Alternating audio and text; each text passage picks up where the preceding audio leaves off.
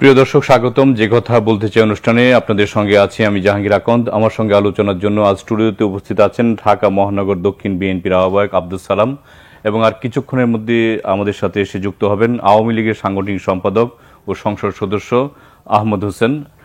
সালাম ভাই, আপনাকে স্বাগত জানাচ্ছি। দর্শক, আজ আমরা আলোচনা করব রাজনীতি সহ সমসাময়িক নানা বিষয় নিয়ে।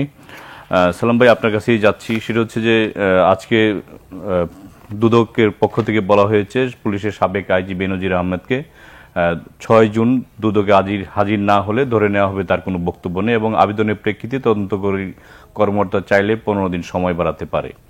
তো সরকার বলছে যে কাউকেই আপনার ছাড় দেওয়া হবে না। তো এই সাবেক আইজিপির এই তৎপরতাকে কিভাবে দেখছেন আপনারা? আপনাকে ধন্যবাদ, এবং আজকে যারা এই অনুষ্ঠান দেখছেন শুনছেন তাদেরকেও ধন্যবাদ। এটা একটা নাটক, মানে সরকার একটা নাটক উপস্থাপন করতেছে। কারণ এরা মনে করে কি বুঝলাম না, যে আওয়ামী লীগ সরকার জনগণকে কি এতই বেকুব মনে করে যে দেশের মানুষ এত রাজনৈতিক সচেতন, আমরা যারা যুদ্ধ করে এই দেশটাকে স্বাধীন করছি, আজকে সেই দেশের মানুষগুলোকে এরা একটা বোকা মনে করে। এটা একটা সাবেক আইজিপি, তাই না? সে যেন তেন লোক না। সে কি ইচ্ছা করলেই যে কোনো সময় সে বাইরে যেতে পারে? আর বাইরে যদি যায়ও, তাহলে সেটা সরকার জানবে না? সেটা তো হইতে পারে না। কারণ আমরা তো দেখছি যে আজকে বিএনপির বহু নেতা আছে, বহু কর্মী আছে যে মামলা দেওয়ার আগেই ধরে, তারপরে মামলা দেয়।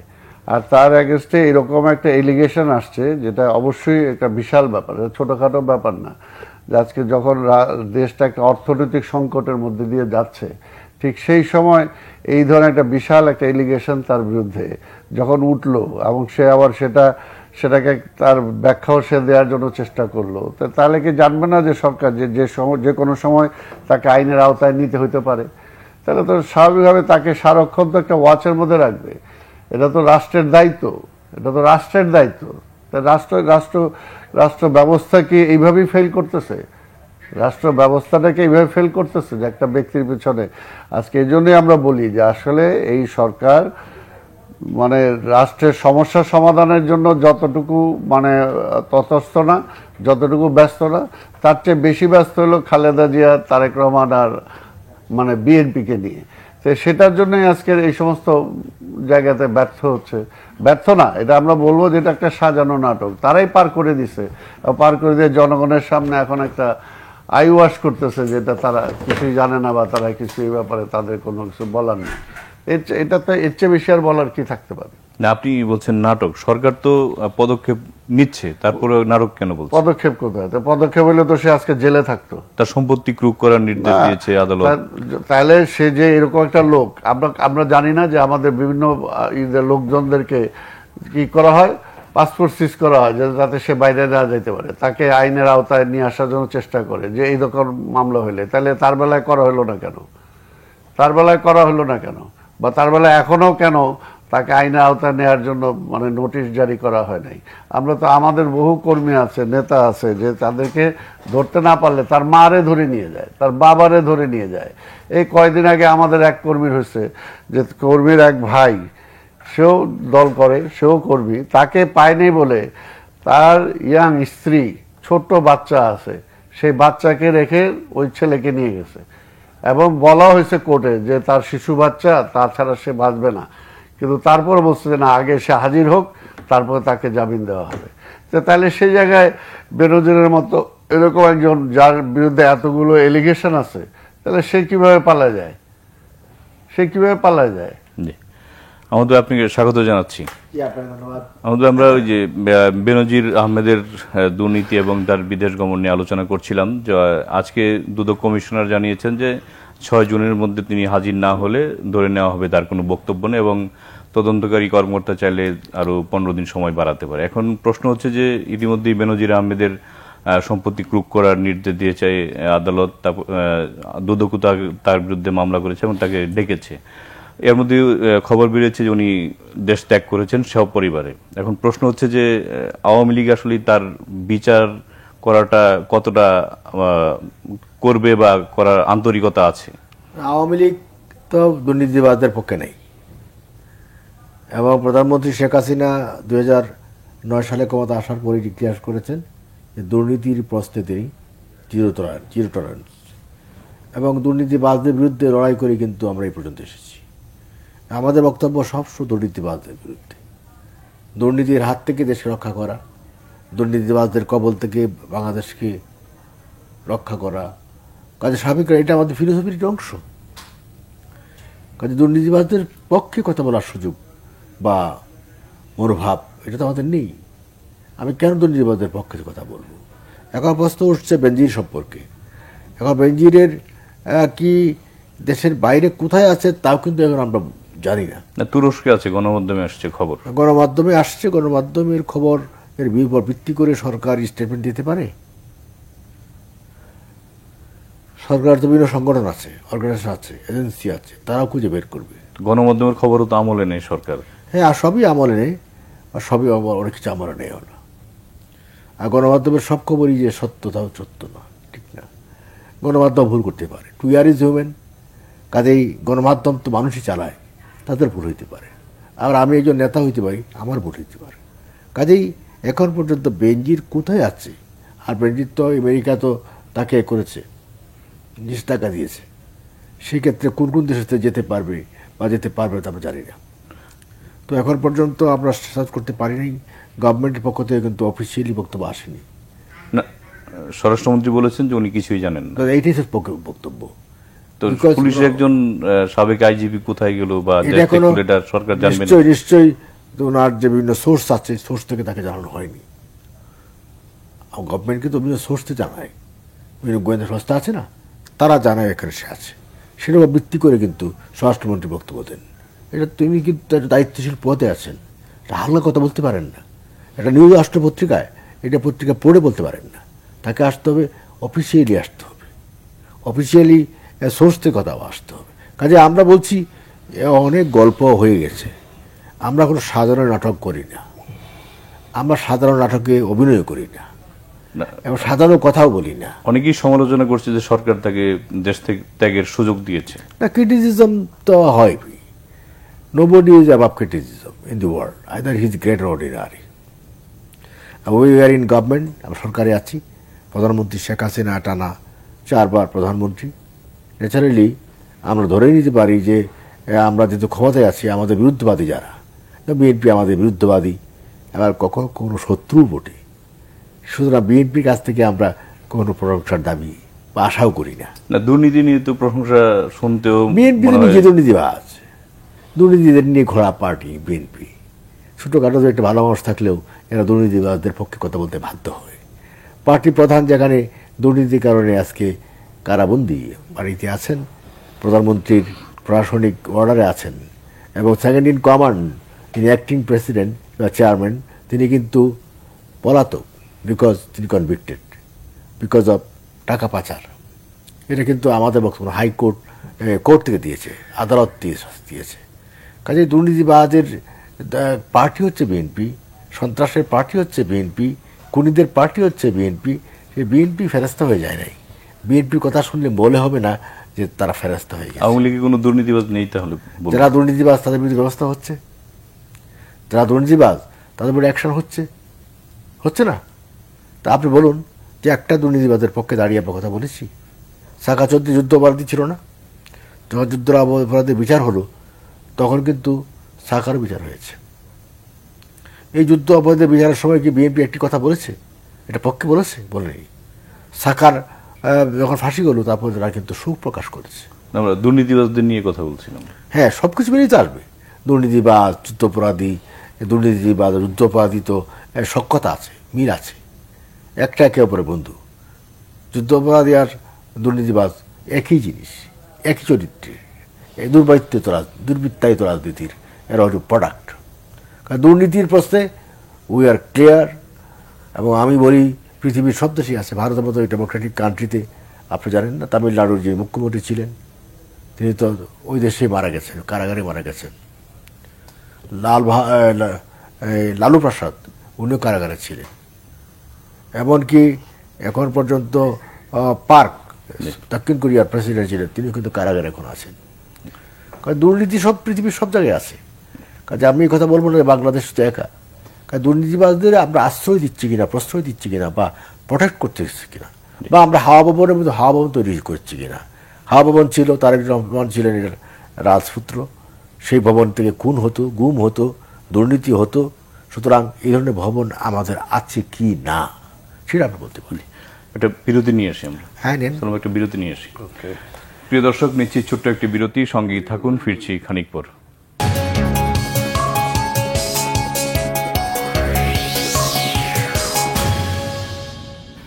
প্রিয় দর্শক, আবারও স্বাগত জানাচ্ছি। যে কথা বলতে চাই অনুষ্ঠানে যাচ্ছি, আলোচনায় ফিরছি। সালাম ভাইয়ের কাছে যাচ্ছি। সালাম ভাই, আজকে আওয়ামী লীগের সাধারণ সম্পাদক ওবায়দুল কাদের সাহেব বলেছেন যে সাবেক সেনাপ্রধান আজিজ আহমেদ এবং পুলিশের সাবেক আইজি বেনজির আহমেদ আওয়ামী লীগের কেউ নয়, তাদের দুর্নীতির বিচার করার সৎসাহস সরকারের আছে। তো ওবায়দুল কাদের সাহেবের এই বক্তব্যকে কি দেখছেন? তো বললাম এগুলো একটা নাটক। আজকে যদি এটা একদিকে নাটক, আরেক দিকে হলো ওই দুইটা লোক এখন চিন্তা করা উচিত যে এতদিন কাদেরকে সার্ভিস দিল। সার্ভিস দেওয়ার পরে আজকে রিটায়ার, যদি আজকে তারা অন সার্ভিস থাকতো তাহলে কি আজকে এই কথাটা আওয়ামী লীগের সেক্রেটারি জেনারেল বলতো না তো। তাদের বিরুদ্ধে কারণ দুর্নীতি তারা ওই সময় করছে, এমন তো না যে তারা রিটায়ার করার পরে করছে।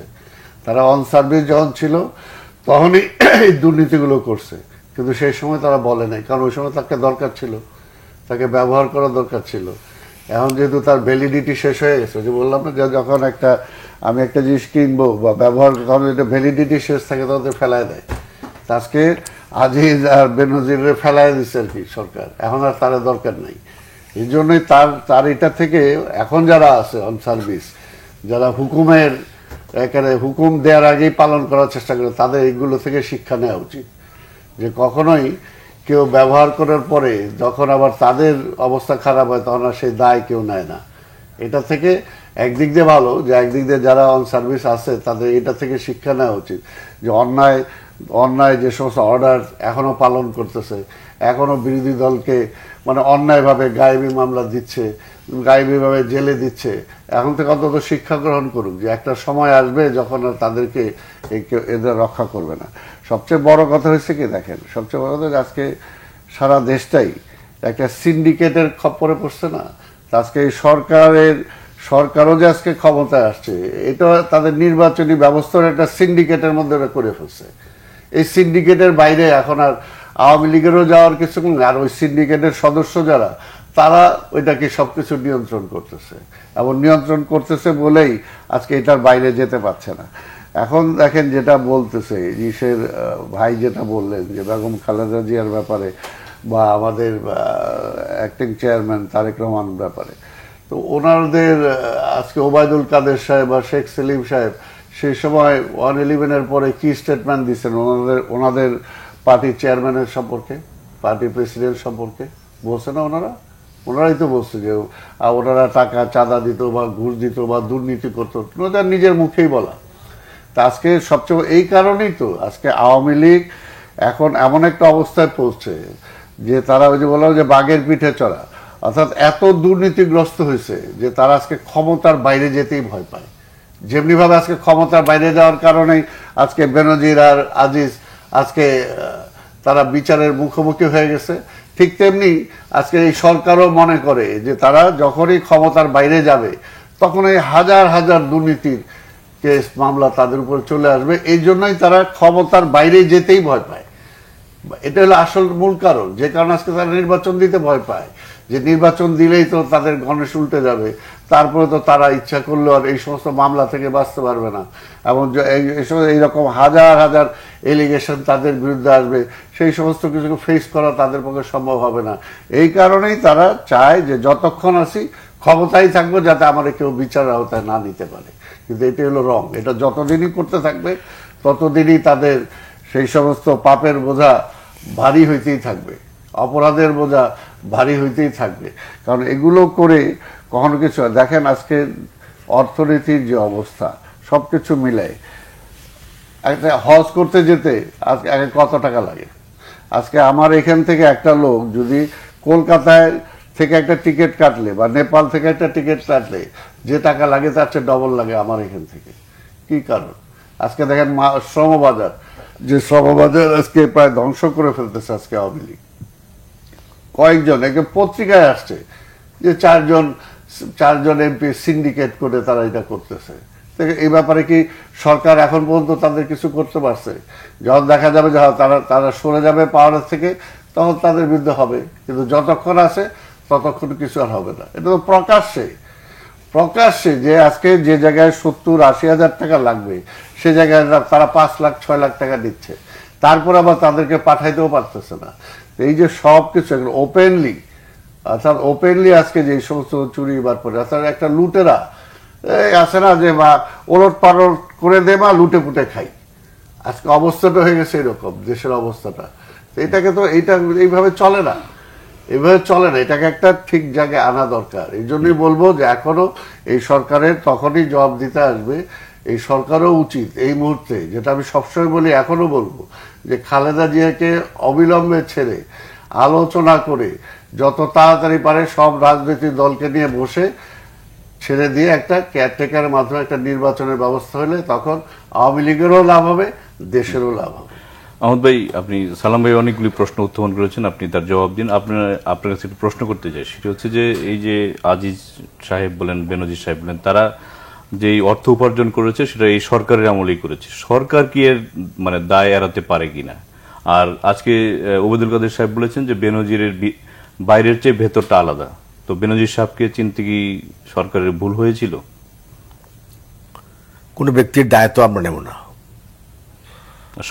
সময়টা তো ছিল সরকারের ক্ষমতা, সরকারের ক্ষমতা থেকে দুর্নীতি করেছে, কে করছে, আরো যে নেই কথা কেউ বলবেন, আপনি বিএনপির আমলে সরকারের সময় দুর্নীতি করেনি, উনি করেছে। এসপি কোহিনুরকে আমরা ভুলে গেছি? কাজে সে সময় হয়েছে। কাজে গভর্নমেন্টের ভেতর থেকে কে দুর্নীতি করছে কি করছে না, এটা যদি আজকে মিডিয়ায় যে নিউজটা এসেছে, এই নিউজটা যদি তৎকালীন সময়ে আসতো তাহলে আমরা ব্যবস্থা না নিলে আপনারা বলতে পারতেন। নিউজটা তো এসেছে আপনার রিটায়ারমেন্ট, যখন তিনি দায়িত্বে নাই, দায়িত্ব চলাকালীন সময় যদি এই নিউজটা করতে পারতেন মিডিয়া, তাহলে আমরা কি তাদের বিরুদ্ধে ব্যবস্থা গ্রহণ করতাম না? মিডিয়াও তো লেট করেছে, কেন করলো? কাজেই সব কিছু খুঁজে পেতে তো আমাদের সময় লাগে। এখন খুঁজে পেয়েছে, এখন দুদক স্বাধীনভাবে তার ইনকোয়ারি শুরু করেছে, ইনভেস্টিগেশন শুরু করেছে, মামলা রেকর্ড হতে যাবে হবে। তারপরে যেমন আদালত বলেছে, টাইম দিয়েছে হাজির হওয়ার জন্য, হাজির না হলে আবার বাড়াতে পারে সময় বলল, ঠিক নয় কি? কাজে তাকে হাজির না হলে তখন দুদক কী ব্যবস্থা নেবে আপনি বুঝতেছেন কোন দিকে যাচ্ছে। সবটা কিন্তু আইনি প্রক্রিয়ায় যাচ্ছে, কিন্তু আইনি প্রক্রিয়ায় যাচ্ছে মানে তার বিচার হবে, এই ব্যাপারে কোনো সন্দেহ নেই। আর সেক্ষেত্রে তো আমরা তাকে ডিপেন্ড করবো না, বা আমাদের কোনো দায়িত্ব না সেটা। এখন আমাদের যখন দায়িত্বে তারা ছিল তখন দুর্নীতি করেছে, এটা দায়টা আমি নেব কেন? দায়টা তাকে নিতে হবে, ব্যক্তির দায় রাষ্ট্র নেয় না। আর সালাম ভাই আরও কিছু বলেছেন, খুব হাসতে হাসতে বলেছেন এবং ইশারা ইঙ্গিতে বলেছেন। তিনি প্রকাশ্যে বলেননি, তিনি বলেছেন যারা এখনও কর্মচারী আছেন এবং আপনারা বিনা শর্তে বা একেবারে নিঃস্বার্থভাবে একেবারে আনুগত্যের শেষ পরীক্ষায় আপনারা যেমন গভর্নমেন্ট অর্ডার পালন করছেন, আপনারা বুঝবেন একদিন কিন্তু আপনাদের দায়িত্ব ওই গভর্নমেন্ট নেবে না। তাহলে বোঝাতে চাচ্ছে যারা আপনারা এখন দুর্নীতি করছেন, দুর্নীতি করে যাচ্ছেন বা সরকারকে সাপোর্ট দিচ্ছেন, একদিন কিন্তু আপনাদেরই ধরা খাইতে হবে, সরকার কিন্তু তখন আপনাদের দায় নেবে না। তিনি বোঝাতে চাচ্ছেন যা করার এখন করে ফেলেন। এটা অর্থ কি? আইদার আপনি সরকারের বিরুদ্ধে রেভোল্ট করেন, এটা কিন্তু অ্যান্টিস্টেট অ্যাক্টিভিটি। উনি বলেননি সেভাবে, ইশারায় বলেছেন। সব কিছু তো এইভাবে বলতে হয় না, ইশারায় হাসতে হাসতে ইশারায় বুঝিয়ে দিয়েছেন সাবধান, ঘটনা কিন্তু তোমার ক্ষেত্রে হতে পারে, সাবধান। এই জন্য সরকারের কথা সব শুনবা না। আপনারা তো বলেছেন যে দুর্নীতিবাদের ঠাঁই দিবেন না, বা ঠাঁই দিবই না। সালাম ভাইয়ের কথা আপনাদের কথা না, ঠাঁই দিব না, কিন্তু দুর্নীতি এখন যারা গভর্নমেন্ট এমপ্লয়ি আছে, যারা সরকার যে থাকে তাদের কথা শুনতে বাধ্য, শুনবেই তো। তাদের কথা শুনবে না? তাদের কথা না শুনলে গভর্নমেন্ট থাকবে? এবং উনি প্রকারত বলছেন গভর্নমেন্টের কথা তোমরা শুনবা না, মানে কি গভর্নমেন্টের বিরুদ্ধে রিপোর্ট করো। শব্দটা ব্যবহার করেননি, কিন্তু কিন্তু প্রকারত তাই বলে দিয়েছেন। এবং আবার বলেছেন, আবার পুরনো গান, যে গান চলে গেছে, যে গান মরে গেছে, যেদিন আর আসিবে না ফিরে, আর তত্ত্বাবধায়ক গভর্নমেন্ট এটা তো আইসিইউ থেকে বহু আগে সরে গেছে, বহু আইসে গিয়ে ভ্রমাদিস্ত হয়ে গেছে, কবরে গিয়ে একেবারে হাড়গুড়ো মাটিতে মিশে গেছে। That will never come back. শোনেন, চিন্তার সাথে বাস্তবের সম্পর্ক না থাকে সেই সিদ্ধান্ত সবসময় ভুল হয়। বিএনপি এখনো ওই ওই জায়গায় বসে আছে যে আবার তত্ত্বাবধায়ক আসবে, আবার তত্ত্বাবধায়ক গভর্নমেন্ট ফিরে আসবে। যারা নির্বাচনে যেতে ভয় পায় মানে কি, তা সেই পার্টি জনগণের কাছে গ্রহণযোগ্য নয়। সেই পার্টি মানে আস্থা বিশ্বাস জনগণের উপর কম, যে জনগণ তাদেরকে প্রত্যাখ্যান করবে, ভোটে গেলে তারা হেরে যেতে পারে, সেই ভয় থেকে তারা নির্বাচনে গিয়ে যায়নি। কিন্তু আর নির্বাচনে না গিয়ে একটা পার্টি কতবার সন্ত্রাস করতে পারে, হাউ টাইম সন্ত্রাস তার চলতে পারে। কাজেই তাদেরকেও বোঝা উচিত যে সন্ত্রাস করে ডেমোক্রেসিকে হত্যা করা যায় না। তাই হয়তো ভারতের চারু মজুমদারের মতো সন্ত্রাসী কিন্তু ভারতে অস্তিত্ব আজকে নেই। পৃথিবীর কোনো দেশেই সন্ত্রাসীরা সার্ভাইভ করতে পারে না। কাজেই বিএনপি এখন টেররিস্ট পার্টি হয়ে গেছে। আমরা কেন, দেশে বাইরে ডোনাল্ড লু আসছে, কী বলেছেন তিনি কিন্তু প্রকারোত্তর বলেছেন। আমরাও বিরোধী দলকে বলেছিলাম, বিরোধী বলতে বিএনপিকে মিন করেছেন, যে আপনারা আলোচনায় বসে নির্বাচনে যান। এই কথাটা উনি এভাবে বলেননি, বাট উনি বোঝাতে চেষ্টা করেছেন নির্বাচনে যাওয়া উচিত ছিল। যে পার্টি নির্বাচনকে চ্যালেঞ্জ গ্রহণ করতে পারে না, এটা রাজনৈতিক দল।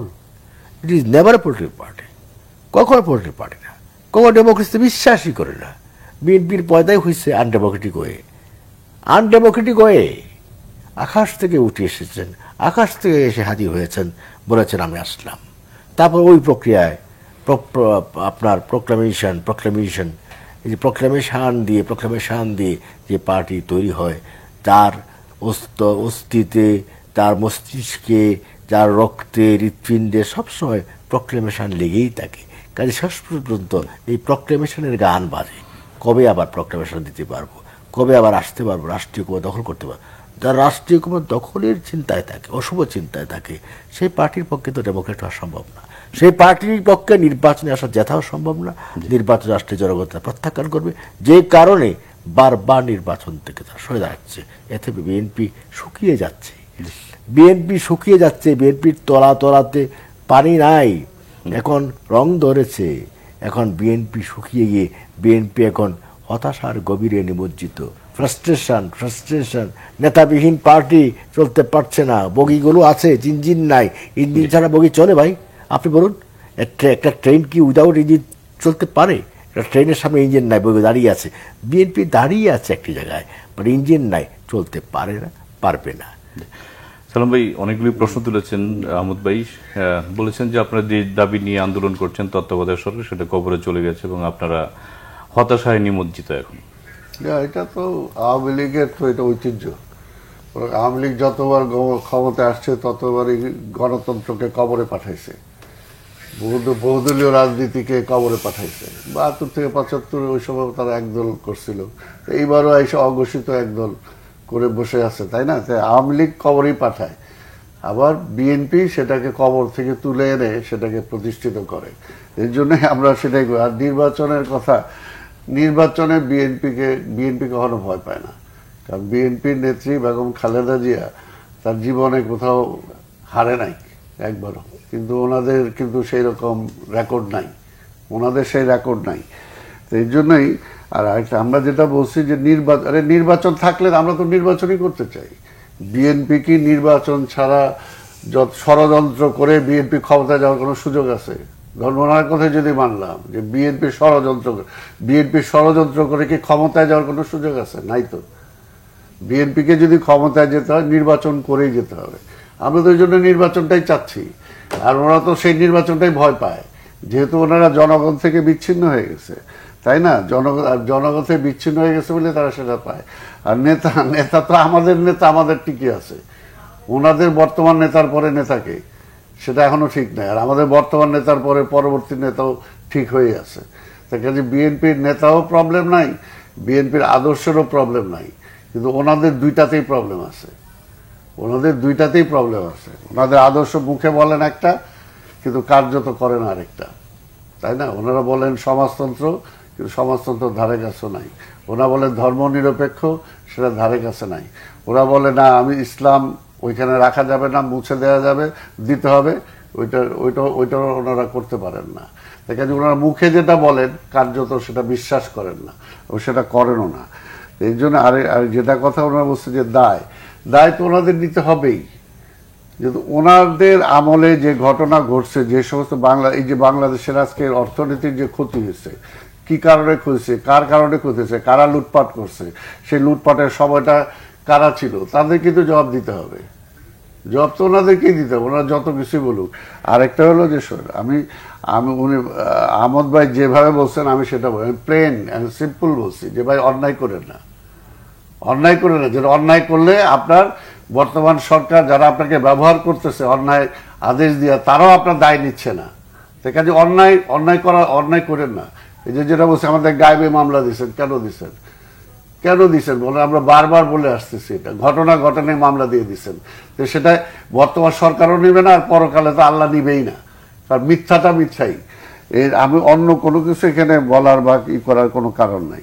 এখন যদি সত্যিকার অর্থে ওনারা যদি দেশটাকে ভালোই বাসেন, দেশের মানুষকেই যারা ভালোবাসেন, আজকে ডে বাই ডে যে দেশটাকে যেদিকে যাচ্ছে, এটার থেকে যদি দেশটাকে ফিরে আনতে চান, তাহলে তো আমরা তো বলি নির্বাচন ছাড়া কোনো বিকল্প নাই।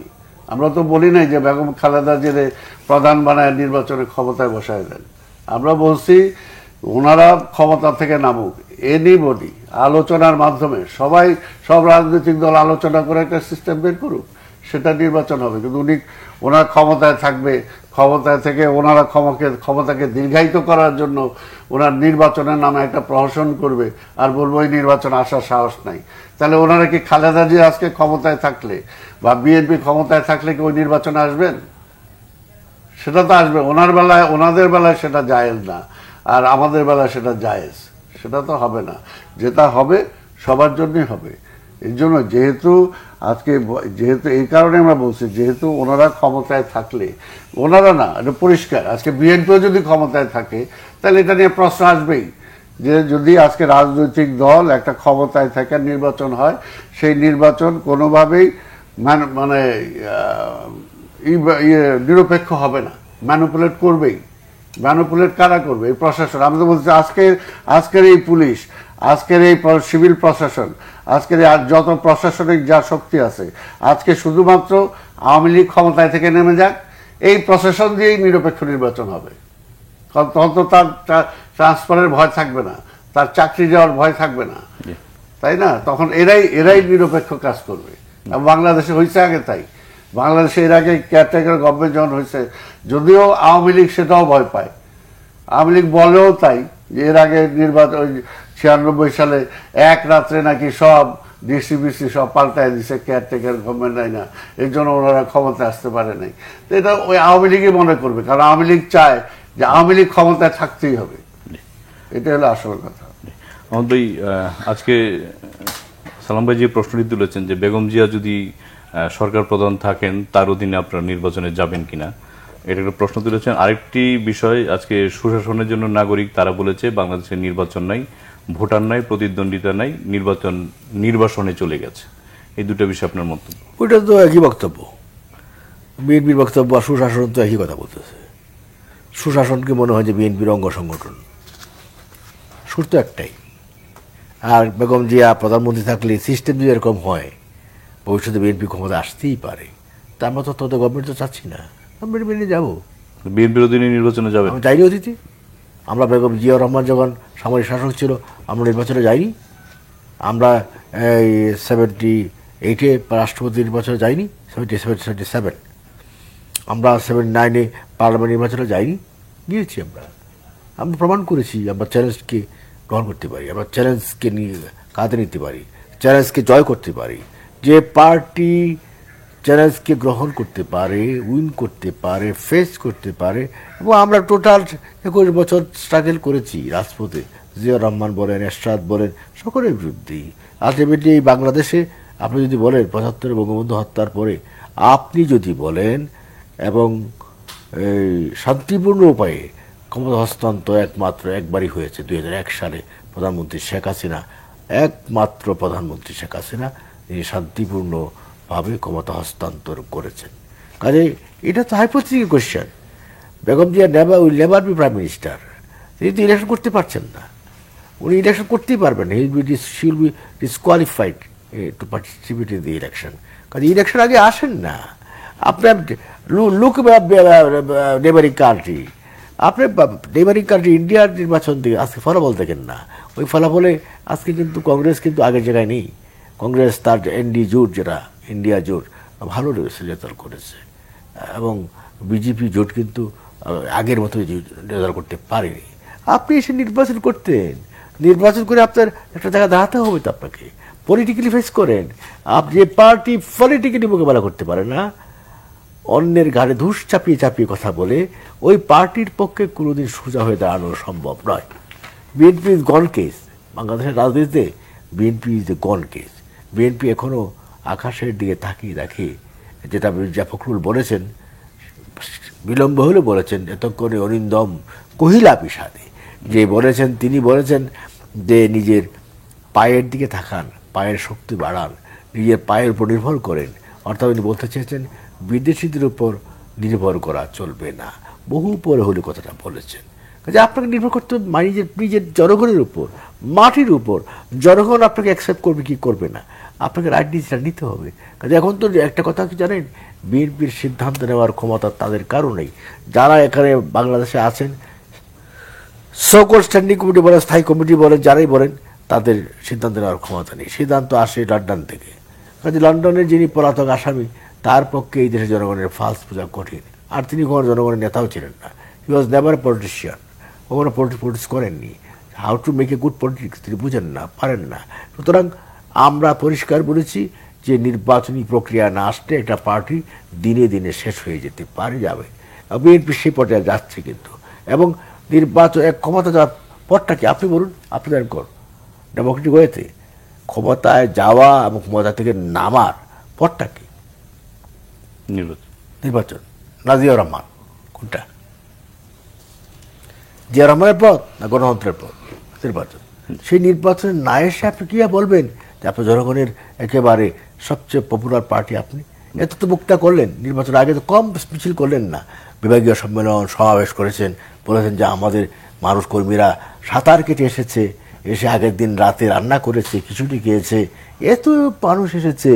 সেই মানুষগুলোকে নিয়ে আপনি নির্বাচনে আসতে সাহস করলেন না কেন?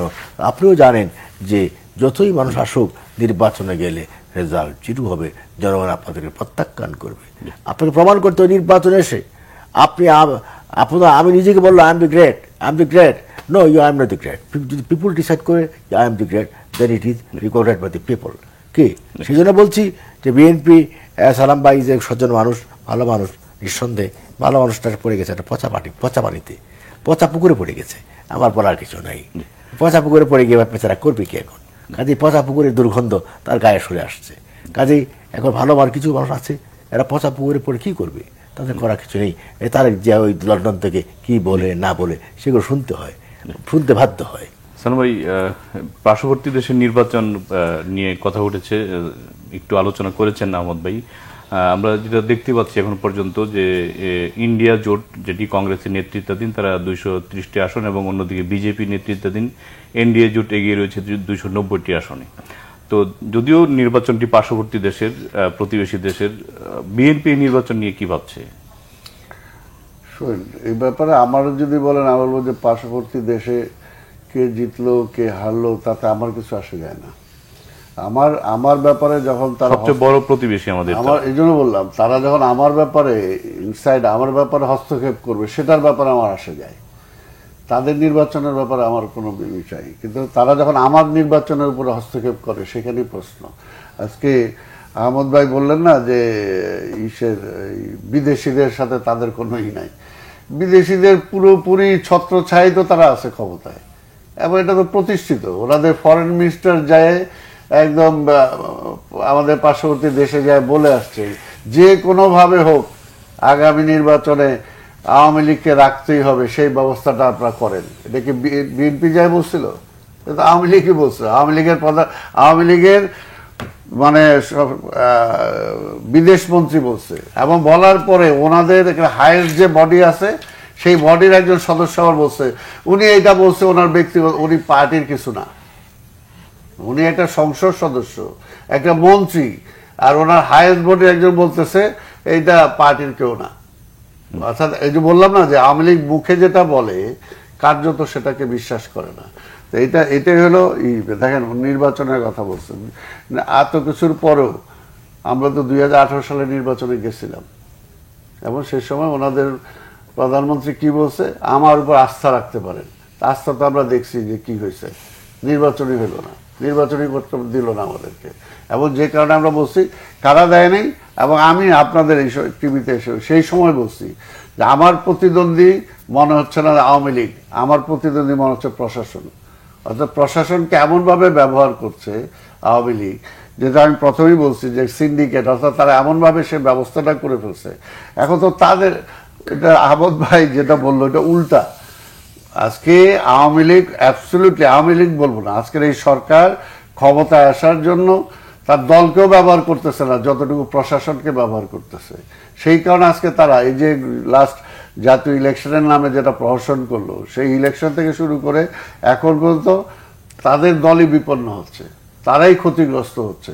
আজকে বিএনপিকে ধ্বংস করতে যে, গণতন্ত্রকে ধ্বংস করতে যে, আলটিমেটলি আওয়ামী লীগকেই আজকে দেউলিয়া বানায় ফেলছে, আওয়ামী লীগকে দেউলিয়া বানায় ফেলছে।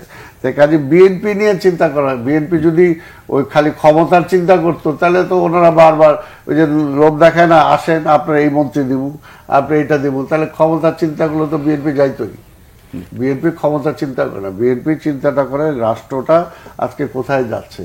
আজকে আমার পানির সমস্যার সমাধান হচ্ছে না, আজকে বিদ্যুতের সমস্যার সমাধান করার কথা বইলা আজকে দেশটাকে অর্থনৈতিকভাবে দেউলিয়া করে ফেলছে। আজকে এই সেক্টরে যে হাজার হাজার কোটি টাকা আজকে এখানে যে অপচয় হচ্ছে, আজকে এই সেক্টরে যাদেরকে খাইতে দিছে তারা যে টাকাগুলো কিভাবে লোপাট হয়ে যাচ্ছে, এটা সিন্ডিকেট করে আজকে সব কিছুতেই একটা দেউলিয়ার মতো অবস্থা। কাজে এই দেউলিয়াত্ব থেকে দেশকে রক্ষা করতে হলে আজকে সেই ভোটটা দরকার। বারবার ভোট তো নাই। আজকে উপজেলা একটা এই যে হাজার হাজার কোটি টাকা খরচ করতেছে, এটা কিসের জন্য? আওয়ামী লীগ নির্বাচন, এর মধ্যে একটা দেখাইতেছে, দেখে আজকে হাজার হাজার কোটি টাকা খরচ করতেছে। আর ওই যেটা বলছে সুজন, এখন আজকে সুজন যেটা কথাটা বলে, অর্থাৎ বিএনপির সাথে মিলে যায় এই কারণেই, কারণ যেহেতু জনগণের কথার সাথে বিএনপি মিল আছে, আমরা জনগণের কথাটাই বলতেছি। আর জনগণের কমপ্লিটলি একটা বিরোধী শক্তি হিসাবে আজকে দাঁড়িয়ে আছে আওয়ামী লীগ, সেই কারণে তাদেরকে এটা গায়ে লাগে। আহমদ ভাই, উপজেলা নির্বাচন প্রসঙ্গে আসছে, তো আমরা আগামীকালকে চতুর্থ ধাপ অর্থাৎ শেষ ধাপের উপজেলা নির্বাচন 5 মে, আরো আছে যেগুলি স্থগিত হয়েছে, অন্যান্যগুলি আছে।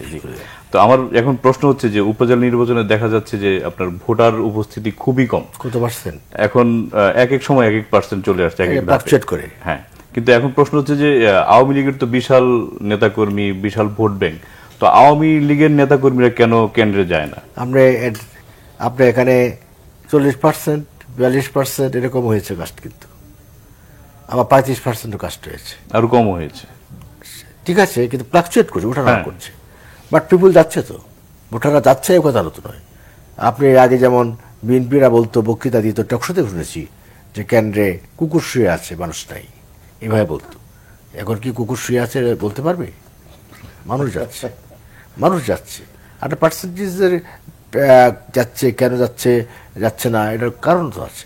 একটা তাপ প্রবাহ, দাবদাহ, এটা কারণ ছিল, এটার কারণ। এবং মৌসুমি ছিল কৃষি, জমি কাটা, ফসল কাটা, একটা মৌসুম ছিল, এটা ছিল। এবং জ্বর হয়ে গেছে, জ্বরের কারণে অনেক জায়গায় আপনার নির্বাচন স্থগিত হয়ে গেছে, সেটাও বাস্তবতা মানতে হবে।